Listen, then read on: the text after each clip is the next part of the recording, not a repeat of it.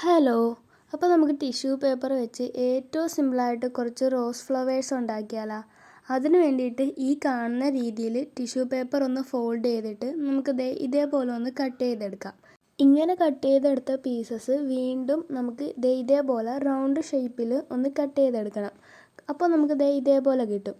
ഇനി ഓരോന്നിൻ്റെയും ഓരോ സൈഡിലായിട്ട് നമുക്ക് പശ തേച്ച് കൊടുക്കാം.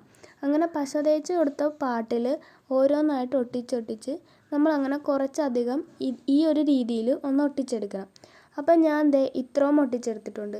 പിന്നെ വേറൊരു ചെറിയൊരു സ്റ്റിക്കിൽ ഒരു ലൈറ്റ് ബ്ലൂ കളറുള്ള ക്രേ പേപ്പർ ഞാൻ ഒട്ടിച്ച് കൊടുത്തിട്ടുണ്ട്. എൻ്റെ കയ്യിൽ ഗ്രീൻ ഇല്ലായിരുന്നത് കൊണ്ടാണ് ഞാൻ ഈ കളർ ഒട്ടിച്ചത്. ഇനി നമ്മളിപ്പോൾ ഒട്ടിച്ച സ്റ്റിക്കിലേക്ക് ആദ്യം ഒട്ടിച്ച പെറ്റൽസ് ഒന്ന് ഇതേപോലെ ചുറ്റിക്കൊടുക്കുക. ചുറ്റി അതിൻ്റെ എൻഡിലെത്തുമ്പോൾ നമുക്ക് വീണ്ടും കുറച്ച് പശ തേച്ച് അതൊന്ന് ഒട്ടിച്ചു കൊടുക്കാം. അപ്പോൾ നമ്മുടെ റോസ് ഫ്ലവേഴ്സ് സെറ്റായിട്ടുണ്ട്. ഇനി ഈ ഫ്ലവേഴ്സിൽ ഒട്ടിക്കാൻ വേണ്ടി ഞാൻ ക്രേ പേപ്പറിൽ നിന്ന് തന്നെ കുറച്ച് ലീവ്സും കൂടി വെട്ടിയെടുത്തിട്ടുണ്ട്. അതൊന്ന് ഒട്ടിച്ചു കൊടുത്തപ്പോൾ നമ്മുടെ റോസ് ഫ്ലവേഴ്സ് സെറ്റായിട്ടുണ്ട്.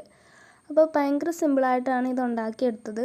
അപ്പോൾ ഇഷ്ടപ്പെട്ട എല്ലാവരും ഒന്ന് ട്രൈ ചെയ്ത് നോക്കണേ. ചാനൽ ഒന്ന് സബ്സ്ക്രൈബ് ചെയ്ത് സപ്പോർട്ട് ചെയ്യാൻ കൂടി മറക്കല്ലേ.